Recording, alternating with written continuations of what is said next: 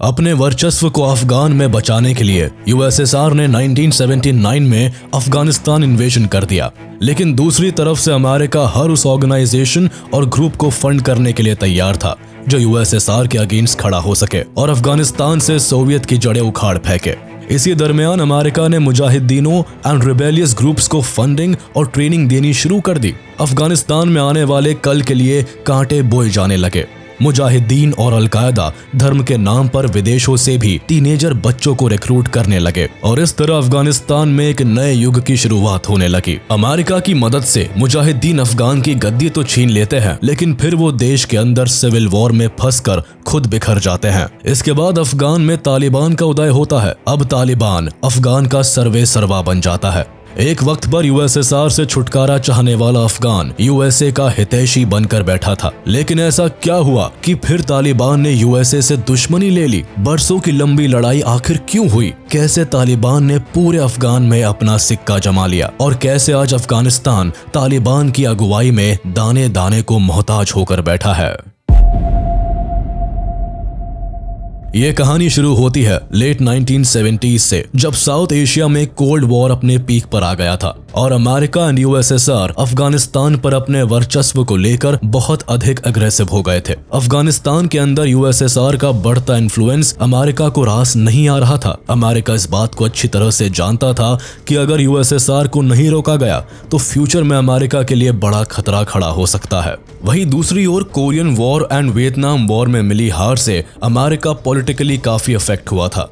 दोनों ही वॉर में अमेरिका को बहुत बड़े लेवल पर सेटबैक मिला था। वर्ल्ड पॉलिटिक्स में इसे अमेरिका की करारी हार के तौर पर देखा गया। इस हार से अमेरिका भी काफी बौखलाया हुआ था और एक ऐसे मौके की ताक में था जहां वो सोवियत से बदला ले सके। अमेरिका को यह मौका अफगानिस्तान के ऊपर सोवियत इन्वेजन के रूप में मिला था और अमेरिका यहाँ बिल्कुल भी चूकना नहीं चाहता था। इसलिए अमेरिका ने सोवियत यूनियन के अफगानिस्तान में इन्वेजन को ग्लोबल सिक्योरिटी और पर्शियन गल्फ में यूएस के ऑयल सप्लाई के लिए एक बड़ा खतरा बताया। उस टाइम अफगानिस्तान में कम्युनिस्ट एंड सोवियत के खिलाफ इस्लामिस्ट एंड मुजाहिदीन लड़ रहे थे। अमेरिका उन्हें फंडिंग एंड वेपन्स देना स्टार्ट कर देता है। यहाँ पर अमेरिका का मकसद सोवियत यूनियन को अफगानिस्तान में कमजोर करने का था और धीरे धीरे अमेरिका उसमें कामयाब भी हुआ। अमेरिका मौका पाकर अफगानिस्तान के लोगों के अंदर सोवियत यूनियन के लिए जहर घोलता रहा। यूएसएसआर के खिलाफ इस लड़ाई में अमेरिका ने अफगानिस्तान के रैडिकल मुसलमानों को भड़काना शुरू किया। अपने मिशन को कामयाब करने के लिए सबसे ज्यादा हवा दी गई मुजाहिदीनों को। तमाम एडवांस वेपन्स और मुजाहिदीनों की सुविधा के लिए भर भर के पैसा पहुंचाया जाने लगा। 1980s में मुजाहिदीन की मदद के लिए CIA ने एक सीक्रेट प्रोग्राम को लॉन्च किया जिसे ऑपरेशन साइक्लोन नाम दिया गया। इसके तहत अमेरिका ने मुजाहिदीन को हथियार, गोला बारूद, मेडिकल एड और ट्रेनिंग के अलावा उन्हें इंटेलिजेंट सपोर्ट भी प्रोवाइड किया। मुजाहिदीनों को आसानी के साथ अमेरिका का वीजा दिया जाने लगा। सोवियत से बदले की आग में अमेरिका ने पहले 6 साल में ही मुजाहिदीन को $3.2 बिलियन का फंड एंड वेपन्स प्रोवाइड किया और आने वाले सालों में यह आंकड़ा बढ़ता चला गया। मुजाहिदीन को सपोर्ट और वॉरफेयर में ट्रेनिंग देने के लिए अमेरिका ने पाकिस्तान का सहारा लिया। जगह जगह ट्रेनिंग कैंप्स लगाकर पाकिस्तान की ISI ने मुजाहिदीनों को ट्रेनिंग देने का काम शुरू किया। यहाँ अफगान फाइटर्स को बेसिक मिलिट्री ट्रेनिंग से लेकर फायर आर्म्स और एडवांस मिलिट्री ट्रेनिंग दी गई और ये सब कुछ अमेरिका की देखरेख में किया गया। इसी के साथ सऊदी अरेबिया जैसे इस्लामिस्ट कंट्रीज ने भी अफगान की लड़ाई में मुजाहिदीन को अपना समर्थन दे दिया था। अमेरिका ने इस लड़ाई को धर्म की लड़ाई बताकर इस्लामिक देशों से ज्यादा इस्लामिक वॉलंटियर्स को अफगानिस्तान में लड़ने के लिए आने को कहा। अफगानिस्तान के अलग अलग कबीलों के हजारों युवाओं को सोवियत यूनियन और उनकी सरकार के खिलाफ भड़काया जा रहा था। इस तरह इस मूवमेंट में अफगानिस्तान के छात्र भी आगे बढ़ चढ़कर हिस्सा लेने लगे। सऊदी अरेबिया से भी कई जवान लड़कों ने सोवियत अफगान वॉर को ज्वाइन किया और उन्हीं में से एक था ओसामा बिन लादेन, जो आगे चलकर अमेरिका ही नहीं बल्कि दुनिया के लिए आतंक का दूसरा नाम बन गया। Osama bin Laden Saudi Arabia के एक अमीर परिवार से था। अपने कॉलेज के टाइम से ही ओसामा मुस्लिम एक्सट्रीमिस्ट लोगों के इन्फ्लुएंस में आ गया था। ओसामा एक्सट्रीम इस्लामिस्ट आइडियोलॉजी से जुड़े होने के नाते सोवियत यूनियन के इन्वेजन को इस्लाम पर एक बहुत बड़ा हमला समझता था और सोवियत अफगान की होली वॉर में वो इस्लाम धर्म की जीत चाहता था। यूएसएसआर को अफगानिस्तान से भगाने बचाने के लिए और इस्लामिक जिहादी गतिविधियों को सपोर्ट करने के लिए ओसामा बिन लादेन ने अपने कुछ साथियों के साथ 1984 में मकतब अल खिदामत नाम की संस्था बनाई और इसके ठीक 4 साल बाद 1988 में उसने मकतब अल खिदामत को डिसॉल्व करके अल कायदा बना दिया, जिसे उसने अपने मरने तक हेड किया। अल कायदा का मुख्य काम जिहादी एक्टिविटीज को फ्यूल करना था। 1980s में ओसामा पाकिस्तान के पेशावर में आया। भले ही वह मुजाहिदीन फाइटर नहीं बना, लेकिन अपने कनेक्शन से उसने सोवियत संघ के खिलाफ युद्ध के लिए फॉरेन मुजाहिदीन के रिक्रूटमेंट एंड फंड रेजिंग में महत्वपूर्ण भूमिका निभाई। उसने मिडिल ईस्ट में कई जवान लड़कों को अफगान जिहाद के लिए प्रेरित किया और हजारों की संख्या में मुजाहिदीन को रिक्रूट किया गया। इस काम में मकतब अल खिदामत को यूएसए का भी साथ मिला और इससे हुआ ये कि अफगानिस्तान में मुजाहिदीन की स्ट्रांग होती पोजीशन के सामने सोवियत यूनियन कमजोर पड़ने लगा। हालांकि अब तक अमेरिका लादेन की इस ऑर्गेनाइजेशन को सपोर्ट करता आ रहा था, लेकिन उन्हें इस वक्त तक इस बात का जरा भी एहसास नहीं था कि यही लादेन एक दिन अमेरिका के लिए बहुत बड़ा सिरदर्द बनने वाला था। बबरक करमल अफगानिस्तान के प्रेसिडेंट बनते ही अफगानिस्तान में हो रहे इस्लामिस्ट एंड मुजाहिदीन के रिवॉल्ट्स को सुलझाने के कई प्रयास करते हैं। उनकी कई कोशिशों के बावजूद मुजाहिदीन हार नहीं मानते हैं और अमेरिका की हेल्प से लगातार कम्युनिस्ट एंड सोवियत के खिलाफ बगावत करते रहते हैं। करमल लाख कोशिशों के बावजूद भी देश में हो रहे मुजाहिदीनों के हमलों को नहीं रोक पा रहे थे। अफगानिस्तान में हो रहे इस उथल पुथल से मॉस्को ने भी करमल को बोझ मानना शुरू कर दिया और पब्लिकली करमल को अफगानिस्तान की समस्याओं के लिए दोषी ठहरा दिया। इसके बाद नवंबर 1986 में उन्होंने प्रेसिडेंट के पद से इस्तीफा दे दिया और उनकी जगह अफगानिस्तान सीक्रेट पुलिस के फॉर्मर हेड मोहम्मद नजीबुल्लाह को अफगानिस्तान का प्रेसिडेंट नियुक्त किया गया। As a secret police head Najibullah को अपनी क्रुएलिटी के लिए जाना जाता था। मुजाहिदीन के अटैक्स और गुरिल्ला वॉर को कंट्रोल करने के लिए उसने कई कड़े फैसले लिए थे। इसी वजह से यूएसएसआर ने करमल को हटाकर इन्हें अफगानिस्तान का प्रेसिडेंट बना दिया। लेकिन नजीबुल्लाह को इस बात की खबर हो गई थी कि अगर अफगानिस्तान में सरकार चलानी है तो रेडिकल ग्रुप्स का समर्थन बहुत जरूरी है। उसने कई ऐसे रास्ते अपनाए जिससे कि अफगान के लोग और मुजाहिदीन उन्हें एक्सेप्ट कर ले, लेकिन ऐसा कुछ नहीं हुआ। मुजाहिदीन को अमेरिका पाकिस्तान के रास्ते लगातार एडवांस वेपन्स और फंडिंग भेज रहा था, जिससे मुजाहिदीन के हौसलों में कमी नहीं आई और वो लगातार यूएसएसआर को टक्कर देते रहे। अफगानिस्तान के रफ टेरेन्स और हिली एरिया में सोवियत की आर्मी को कई जियोग्राफिकल चैलेंजेस से गुजरना पड़ा।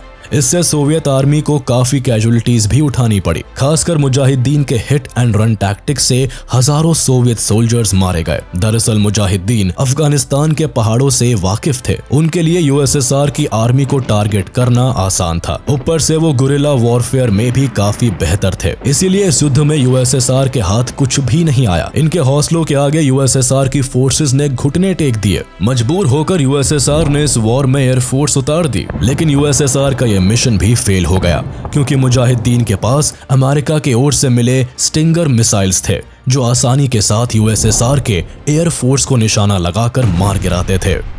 इस तरह इस वॉर में सोवियत यूनियन के हजारों सैनिक मारे गए, खरबों का नुकसान हुआ और सोवियत इकोनॉमी पर भी काफी बर्डन पड़ गया।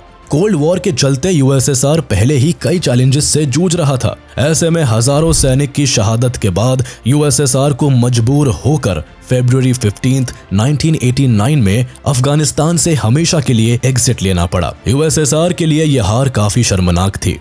पूरी दुनिया में द ग्रेट यूएसएसआर का अफगानिस्तान जैसे छोटे से देश से हारना एक बड़ी बेइज्जती थी, लेकिन यूएसएसआर करता भी तो क्या। इस साल यूएसएसआर न केवल जंग हारा बल्कि कोल्ड वॉर में भी अमेरिका से मात खा गया और इसी के साथ पूरी दुनिया को लीड करने के सपने देखने वाला यूएसएसआर 15 टुकड़ों में कोलैप्स भी हो गया।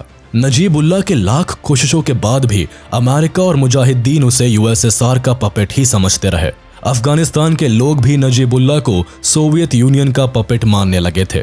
लोगों के अंदर यह भावना बन गई थी कि सोवियत यूनियन के जाने के बाद नजीबुल्लाह उनके एजेंट बनकर काम कर रहे हैं, जो अफगानिस्तान के इस्लामिस्ट लोगों को रास नहीं आ रहा था। और इसीलिए जल्द ही मोहम्मद नजीबुल्लाह के खिलाफ करीब 15 अलग अलग मुजाहिदीन ग्रुप्स खड़े हो गए।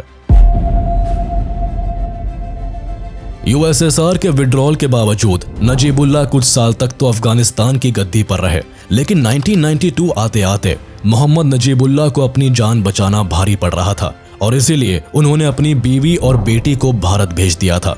ऑपरेशन साइक्लोन के तहत 1992 तक America Mujahideen and Islamist group की फंडिंग करता रहा। इसीलिए यूएसएसआर के जाने के बाद भी मुजाहिदीन ने अफगानिस्तान गवर्नमेंट के खिलाफ अपनी लड़ाई जारी रखी। खतरा ज्यादा देखकर नजीबुल्लाह को अपनी कुर्सी छोड़ने का ऐलान करना पड़ा। इसी वक्त नजीबुल्लाह देश से भागते वक्त एयरपोर्ट पर पकड़े जाते हैं। फ्लाइट बोर्डिंग के दौरान उन्हें रोक लिया गया। सिक्योरिटी गार्ड्स ने उन दिनों राष्ट्रपति को देश के बाहर जाने से रोक दिया। इसके बाद अपनी राजधानी में फंसे नजीबुल्लाह ने यूएन ऑफिस के कंपाउंड में शरण ले ली और 1996 तक वही हाउस अरेस्ट में रहे। और इसका नतीजा ये हुआ कि 1992 में मुजाहिदीन अफगान सिविल वॉर जीत गए। नजीबुल्लाह ने गद्दी तो खाली कर दी, लेकिन अब सवाल था कि अफगानिस्तान की सत्ता पर कौन बैठेगा। अब क्योंकि मुजाहिदीन कई सारे ट्राइबल और इस्लामिस्ट ग्रुप को रिप्रेजेंट करता था, इसीलिए इस ग्रुप का कोई एक रिप्रेजेंटेटिव नहीं था। मुजाहिदीनों के कई कबीले बन गए थे और ये सब के सब अफगान पर राज करना चाहते थे। इसी स्थिति में इन लोगों ने एग्जीक्यूटिव ऑफिस और पावर शिफ्ट का रोटेशन तय कर दिया, जिससे कि हर फैक्शन के हेड को अफगान पर रूल करने का मौका मिल सके। इन सब फैक्शंस को 2-2 साल तक राष्ट्रपति बनने का मौका दिया जाना था। इसी दरमियान राष्ट्रपति पद पर रहने के 2 महीने के बाद इंटरिम राष्ट्रपति सेबकतुल्लाह मुजाहिदी ने बुरहानुद्दीन रब्बानी को अफगान की गद्दी सौंप दी। साल 1992 में अफगानिस्तान की सत्ता पर बुरहानुद्दीन रब्बानी को बैठाया गया। हालांकि रब्बानी ने प्रेसिडेंट ऑफिस में अपने 2 साल पूरे करने के बाद भी सत्ता छोड़ने से इनकार कर दिया। सत्ता पाने की होड़ सभी कबीलों के बीच मची थी। ये कबीले अफगानिस्तान पर रूल करने के लिए आपस में ही लड़ने लगे थे। कुछ तो अलग अलग कबीलों पर कब्जा जताने लगे, जिससे अफगानिस्तान के अंदर लूटपाट की घटनाएं आम हो चली। कल तक अफगानिस्तान को यूएसएसआर से आजाद कराने वाले मुजाहिदीन नेताओं के बीच का आपसी कोऑर्डिनेशन खत्म हो जाता है और वे एक दूसरे से लड़ते हुए 4 साल बिता देते हैं। इस दौरान काबुल का अधिकांश भाग बर्बाद हो गया और लगभग 50,000 सिविलियंस मारे गए। और इसी केओस के बीच 1994 में तालिबान का उदय हुआ, जिन्होंने शुरुआत में कंधार पर काबू किया और वहां से अपना शासन चलाते हुए धीरे धीरे पूरे अफगानिस्तान पर अपना कब्जा जमा लिया। शुरुआत के सालों में तालिबान को पूरे अफगानिस्तान के लोगों का सपोर्ट मिला। हालांकि उदय होता ये तालिबान अफगानिस्तान के लिए आगे चलकर अंधेरों का साया लाने वाला था। सितंबर 1994 में साउथ अफगानिस्तान में कंधार सिटी में तालिबान की नींव रखी गई। नवंबर 1994 में तालिबान के कंधार सिटीज को एक छोटी सी फाइट में कब्जा लिया। इसके बाद उन्होंने तुरंत ही वहां पब्लिक लॉ एंड ऑर्डर को दुरुस्त किया। शहरों में सड़कें बनाई जाने लगी और आनन फानन में करप्शन को खत्म किया जाने लगा। इस तरह के डेवलपमेंट्स को देखकर अफगान के दूसरे सिटीज भी तालिबानी ग्रुप में शामिल होने लगे। फरवरी 1995 आते आते तालिबान अफगान के लगभग 15 शहरों पर अपना कब्जा जमा चुका था और इसी छोटे टाइम स्पैन में इनके फाइटर की संख्या लगभग 25,000 पहुंच चुकी थी। इन दिनों पाकिस्तानी इंटेलिजेंस एजेंसी ISI ने भी तालिबान को काफी सपोर्ट पहुंचाया था, जिससे कि तालिबान वहां की गवर्नमेंट को पूरी तरह ओवरथ्रोन करके पाकिस्तान के साथ फेवरेबल कोalition बना सके, जिससे कि अफगान के रास्ते वो सेंट्रल एशिया तक पहुंच सके। हालांकि जल्द ही 1996 में तालिबान ने काबुल पर अपना कंट्रोल जमा लिया। इसी समय 27 सितंबर 1996 को तालिबानियों ने काबुल में UNO के ऑफिस में घुसकर मोहम्मद नजीबुल्लाह की बड़ी बेरहमी से हत्या कर दी, जो 4 साल से तालिबानियों से जान बचाकर UNO ऑफिस में छिपे थे। इनकी लाश को चौराहे पर लटका दिया था। पावर में आने के साथ ही तालिबान ने इस्लामिक एमिरेट्स ऑफ अफगानिस्तान को स्टैब्लिश किया और इसके साथ ही शरिया लॉ को पूरे अफगान में लागू कर दिया। इसके साथ ही अफगानिस्तान में औरतों और बच्चों के अधिकार छीने गए। स्कूल्स, कॉलेजेस बंद होने लगे और मदरसा में एजुकेशन दी जाने लगी।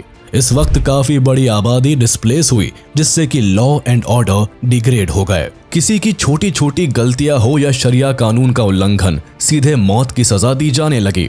औरतों की जिंदगी और भी बदतर हो गई। तालिबानी हेड ओमर के आदेश पर देश में शरिया कानून को लागू करने के लिए तालिबानी नॉर्मल सिटीजन्स को हर तरीके से प्रताड़ित करने लगे। तालिबान ने अफगानिस्तान की सत्ता में आते ही कई कंजर्वेटिव लॉज को इम्प्लीमेंट करना शुरू कर दिया। इस कड़ी में तालिबान ने अफगानिस्तान में शरिया लॉ को इम्प्लीमेंट किया, जिसके अंतर्गत छोटी सी गलती के लिए भी लोगों के हाथ और सर काटने की सजा दी जाने लगी। महिलाओं का अकेले घर से बाहर निकलना बंद हो गया। Movies, TV, music, cinema, photography, NGO और कई सारी चीजों को तालिबान ने बैन कर दिया। इसके अलावा वेस्टर्न एजुकेशन को बंद करके तालिबान ने रिलीजियस एजुकेशन को प्रमोट किया। इनके राज में लोग कैद में रहने के लिए मजबूर हो गए, खासकर महिलाओं से उनका अधिकार छीन लिया गया। हालात इतने बदतर हो गए कि रिलीजियस इंटॉलरेंस के चलते तालिबान में कल्चरल हेरिटेज बामियान बुद्धास को भी तबाह कर दिया गया और दूसरे धर्मों का बुरी तरह सप्रेशन हुआ। तालिबान अफगानिस्तान के अंदर जनता पर लगातार स्ट्रिक्ट इस्लामिक लॉस थोपता रहा, जिससे आम आदमी का जीना मुहाल हो गया। एक तरफ Afghanistan social and political turmoil से गुजर रहा था, वहीं दूसरी ओर अफगानिस्तान के इंफ्रास्ट्रक्चर और इकोनॉमी की हालत और भी खराब होती चली गई। फूड शॉर्टेज, बेसिक नेसेसिटी की कमी के चलते देश में गरीबी और भूखमरी के हालात पैदा होने लगे। जनता चाहकर भी अपने हक के लिए आवाज नहीं उठा सकती थी, इसीलिए लाखों लोग अफगानिस्तान को छोड़कर पाकिस्तान में रेफ्यूजी बनने पर मजबूर हो गए। इसी दौरान मुल्ला उमर अफगानिस्तान में ओसामा बिन लादेन को पनाह देता है और अल कायदा टेररिस्ट ऑर्गेनाइजेशन को चलाने के लिए अफगानिस्तान ओसामा बिन लादेन का बेस बन जाता है। यहाँ से ओसामा बिन लादेन 11 सितंबर 2001 को अमेरिका के वर्ल्ड ट्रेड सेंटर पर अटैक करता है। इस अटैक में अमेरिका के अंदर हजारों सिविलियंस मारे जाते हैं। 9/11 के नाम से जाना जाने वाले इस अटैक से अमेरिका को एक बड़ा झटका लगता है। ये हमला सुपर पावर अमेरिका की नींव हिला देता है और अमेरिका अफगानिस्तान से तालिबान को खत्म करने की कसम खाता है। यूएसए आतंकवाद को रोकने के लिए मुल्ला उमर से ओसामा बिन लादेन को हैंडओवर करने के लिए कहता है, लेकिन मुल्ला उमर अमेरिका के सामने घुटने टेकने से इनकार कर देता है, जिसके बाद अमेरिका ओसामा बिन लादेन को मारने के लिए और अल कायदा को पूरी तरह से खत्म करने के लिए अफगानिस्तान पर अटैक कर देता है। 7 अक्टूबर 2001 को अमेरिका अपने नेटो एलाइज के साथ मिलकर अफगानिस्तान पर अटैक करता है और इस ऑपरेशन को एंड्योरिंग फ्रीडम नाम देता है। इस ऑपरेशन का मकसद अफगानिस्तान से अल कायदा को जड़ से खत्म करने और तालिबान को सत्ता से हटाने का होता है। इसके लिए अमेरिका इनिशियली एयर स्ट्राइक का सहारा लेता है और अल कायदा और तालिबान के मेजर पार्ट्स को निशाना बनाता है। उसके बाद अमेरिका और उसकी एलाइज कंट्रीज अपनी स्पेशल फोर्सेस को अफगानिस्तान के ग्राउंड पर उतारती है और अल कायदा और तालिबान के ठिकानों को निशाना बनाती है। कुछ ही हफ्तों में अमेरिका अफगानिस्तान की मेजर सिटी जैसे कंधार और काबुल को अपने कंट्रोल में ले लेता है। इस बीच तालिबान सरकार के मेजर लीडर्स हमले से बचने के लिए कहीं छुप जाते हैं, जिससे अफगानिस्तान का पॉलिटिकल कंट्रोल तो अमेरिका के हाथ लग जाता है, लेकिन ओसामा बिन लादेन अभी भी उनकी पकड़ से बाहर रहता है। तालिबान के खिलाफ अमेरिका के ऑपरेशन से अफगानिस्तान के अंदर अफरा तफरी मची हुई थी। तालिबानी लीडर्स जैसे तैसे जान बचाकर भागते फिर रहे थे। अफगानिस्तान की सत्ता पूरी तरीके से खाली थी। चारों तरफ अनरेस्ट बढ़ता चला जा रहा था, जिसे स्टेबल करने के लिए यूनाइटेड नेशन द्वारा अफगानिस्तान के प्रमुख पॉलिटिकल गुटों को कॉन्फ्रेंस के लिए जर्मनी बुलाया जाता है, जहां अफगानिस्तान की सत्ता हामिद करजाई को सौंप दी जाती है। हामिद करजाई इंटरिम एडमिनिस्ट्रेशन के चेयरमैन के तौर पर अफगानिस्तान की राजनीति को संभालते हैं। हामिद करजाई और अमेरिका की केमिस्ट्री बहुत अच्छी बनती थी, या यूं कहे अमेरिका की इच्छा से ही हामिद करजाई पावर में आते हैं। इस तरह एक बार फिर अफगानिस्तान के ऊपर अमेरिका का इन्फ्लुएंस पूरी तरह बरकरार हो जाता है। 2004 में फिर से एक नया कॉन्स्टिट्यूशन बनाया जाता है और इलेक्शन बुलाए जाते हैं और इसके सहारे एक डेमोक्रेटिक सरकार को स्टैब्लिश करने की कोशिश की जाती है। लेकिन प्रेसिडेंशियल इलेक्शन में अमेरिका तालिबान को बाहर रखता है और हामिद करजाई अफगानिस्तान के प्रेसिडेंट बनकर उभरते हैं। लेकिन सत्ता में आने के बाद भी अफगानिस्तान की स्थिति में ज्यादा बदलाव नहीं आता है, क्योंकि तालिबान की तरफ से इंसर्जेंसी बरकरार रहती है। साथ ही हामिद करजाई की इकोनॉमिक डेवलपमेंट और इंफ्रास्ट्रक्चर की कोशिशें भी नाकाम होती है, क्योंकि सरकारी सिस्टम ऊपर से लेकर नीचे तक करप्शन में डूबा रहता है।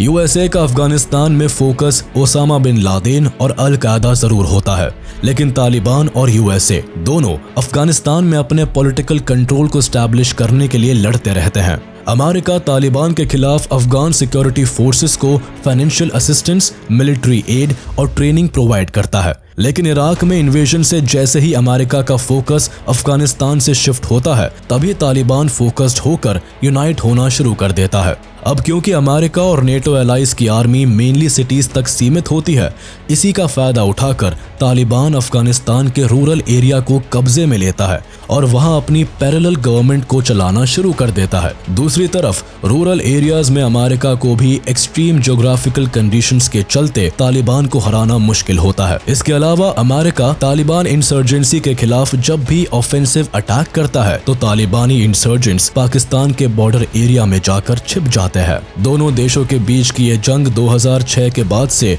एक्सट्रीम वायलेंस का रूप ले लेती है, जिसमें अमेरिका को हैवी कैजुअलिटीज झेलनी पड़ती है। इस लड़ाई में अमेरिका पानी की तरह पैसा, हथियार और समय वेस्ट करता है, लेकिन फिर भी अमेरिका और नेटो के हजारों सैनिक इस युद्ध की बलि चढ़ जाते हैं। कई सिविलियंस भी मारे जाते हैं और एक तरह से खुद का बनाया तालिबान अब खुद अमेरिका के लिए सिरदर्द बन जाता है। हालांकि अमेरिका ओसामा बिन लादेन के लिए अफगानिस्तान में आया था, लेकिन वह करीब 10 साल के इंतजार के बाद हाथ लगता है। 2 मई 2011 अमेरिका के लिए वह ऐतिहासिक दिन होता है जब पाकिस्तान के अबोटाबाद में घुसकर US army Osama bin Laden को मार गिराती है। टेररिस्ट ओसामा बिन लादेन को मारने के बाद हालांकि अमेरिका का अफगानिस्तान में ऑपरेशन खत्म हो जाता है, लेकिन 2011 के बाद भी यूएस आर्मी अफगानिस्तान से एग्जिट करने के बजाय तालिबान से अपनी लड़ाई जारी रखती है। मगर धीरे धीरे नेटो एलाइज कंट्रीज अपनी आर्मीज को अफगानिस्तान से वापस बुला लेती है। तालिबान की बढ़ती पावर इन्फ्लुएंस में अमेरिका भी समझ जाता है कि तालिबान से युद्ध अब यूएसए के इंटरेस्ट के बाहर है। इसीलिए साल 2014 में ही अमेरिका अफगानिस्तान में अपने डायरेक्ट ऑपरेशंस को बंद कर देता है। फिर धीरे धीरे अमेरिका अफगानिस्तान से अपनी फोर्स को भी कम कर लेता है, लेकिन साल 2020 तक यूएस आर्मी अफगानिस्तान में अपनी उपस्थिति कायम रखती है। इस दौरान एक तरफ तो यूएस आर्मी अफगान फोर्सेस को तालिबान के खिलाफ जंग में सपोर्ट करती है, वहीं दूसरी तरफ खुद अमेरिकन प्रेसिडेंट डोनाल्ड ट्रंप साल 2020 में तालिबान के साथ मिलकर दोहा अग्रीमेंट साइन करते हैं। इस अग्रीमेंट को अफगानिस्तान में पीस लाने के लिए साइन किया जाता है, लेकिन अफगानिस्तान गवर्नमेंट को ही इस अग्रीमेंट से बाहर रखा जाता है। दोहा अग्रीमेंट के तहत अमेरिका अफगानिस्तान से अपने ट्रूप्स हटाने के लिए तैयार हो जाता है, लेकिन इसके बदले में तालिबान वादा करता है कि वह अफगानिस्तान में अल कायदा एक्टिविटीज और संगठन को बढ़ावा नहीं देगा। इस अग्रीमेंट के साथ ही अगस्त 2021 में अमेरिका तो अफगानिस्तान से एग्जिट कर जाता है, लेकिन अफगानिस्तान की बर्बादी के दिन शुरू हो जाते हैं। अमेरिका के एग्जिट के साथ ही तालिबान तेजी से अफगानिस्तान पर अपना कंट्रोल स्टैब्लिश करता है। सितंबर 2021 में तालिबान अशरफ घानी के अफगानिस्तान गवर्नमेंट को गिराकर एक नए इंटरिम गवर्नमेंट को फॉर्म करती है, जिसमें मुल्ला मोहम्मद हसन अखुंड को पीएम और मुल्ला अब्दुल घानी बरादर को डेप्यूटी पीएम बनाया जाता है। तालिबानी सरकार शुरुआत में एक अच्छे गवर्नेंस, गुड एजुकेशन और लिबरल लॉ लाने का वादा करता है, लेकिन जल्द ही वो अपने बात से मुकरना शुरू कर देते हैं। तुरंत ही तालिबानी लीडर्स अफगान में शरिया लॉ लगा देते हैं। शरिया लॉ इम्पोज करने के बाद औरतों को कई बंदिशों का सामना करना पड़ा। औरतें बिना मर्दों के घर से बाहर नहीं निकल सकती थी। स्कूल, कॉलेज जाना तो औरतों के लिए सपने जैसा हो गया। पब्लिक ओपिनियंस और मीडिया फ्रीडम कर्ब कर दी गई। कुल मिलाकर देश के हालात ऐसे हो गए हैं कि अब वहाँ की हर एक सिचुएशन बंदूक की नोक पर सुलझाई जाती है। देश की असल हकीकत अभी दुनिया को उतना ही पता है जितना कि तालिबानी लीडर्स पब्लिकली अनाउंस करते हैं। एजुकेशन की बात करें तो वहाँ लड़कियों को प्राइमरी एजुकेशन तक ही सीमित कर दिया गया है। सेकेंडरी और यूनिवर्सिटी लेवल एजुकेशन से औरतों को वंचित कर दिया गया है। देश में गरीबी 97% तक बढ़ गई है। अब तक किसी भी देश ने अफगानिस्तान के तालिबानी गवर्नमेंट को रिकॉग्नाइज नहीं किया है। इसी वजह से कोई भी देश बाहर से इन्हें कोई फाइनेंशियल एड नहीं दे रहा है। देश में ह्यूमैनिटेरियन क्राइसिस बढ़ गया है। तालिबानी गवर्नमेंट ने सत्ता कब्जाते ही 33 मेंबर्स की पूरी कैबिनेट डिक्लेयर कर दी थी, लेकिन इनकी इस कैबिनेट का सिलेक्शन पॉलिटिकली या ग्लोबली एक्सपीरियंस देखकर नहीं किया गया है, बल्कि इसमें ज्यादातर पश्तून और हकानी जैसे कंटरपत्थी शामिल किए गए हैं, जो सिर्फ शरिया कानून के रखवाले बन बैठे हैं और इन्हें जनता के भूख प्यास से मतलब नहीं है। तालिबान किसी भी तरह के इंटरनेशनल लॉ को एक्सेप्ट करने से पूरी तरह कतराता है। जुलाई 2022 में तालिबान के हाईएस्ट लीडर हैबतुल्लाह अखुंडजादा ने तालिबान के अंदर किसी भी देश के हस्तक्षेप को स्वीकार न करने की हिदायत दे डाली है। एक और जहां अफगानिस्तान के पुराने संबंध खत्म करते हुए तालिबान ने पूरी तरह से वेस्टर्न कंट्रीज से नाता तोड़ लिया है, तो वहीं दूसरी ओर चाइना और रशिया से धड़ल्ले के साथ ट्रेड कर रहा है। वेस्टर्न कंट्रीज की नाराजगी से $1 मिलियन का आने वाला फाइनेंशियल एड भी बंद हो गया है, क्योंकि अफगान की तालिबानी सरकार को किसी भी देश ने मान्यता नहीं दी है। ऐसे स्थिति में यूएस ने अफगान को ह्यूमैनिटेरियन कॉज पर मिलने वाले फंड पर रोक लगा दी है। अफगान शुरू से ही एड्स और फंड्स के भरोसे रहा है, और अब जब वेस्टर्न कंट्रीज ने फंड्स फ्रीज कर दिए हैं, तब ऐसी स्थिति में अफगानिस्तान की इकोनॉमिक कंडीशन काफी खस्ता हो गई है। सरकार लोगों को प्रॉपर्ली खाना पीना, एजुकेशन और हेल्थ केयर सिस्टम सही तरीके से नहीं दे पा रही है। अब तालिबान को लगभग 2 साल हो चुके हैं अफगान पर राज करते हुए, लेकिन अब तक वहां की सिचुएशन सुधरी नहीं है। फेमाइन जैसी कंडीशंस लगातार बढ़ रही है, और ऐसे में ये कहना बहुत मुश्किल है कि तालिबान इस देश को चला भी पाएगा या फिर से किसी टेररिस्ट ग्रुप का हिस्सा बनकर दुनिया के लिए एक नया सरदर्द बन जाएगा।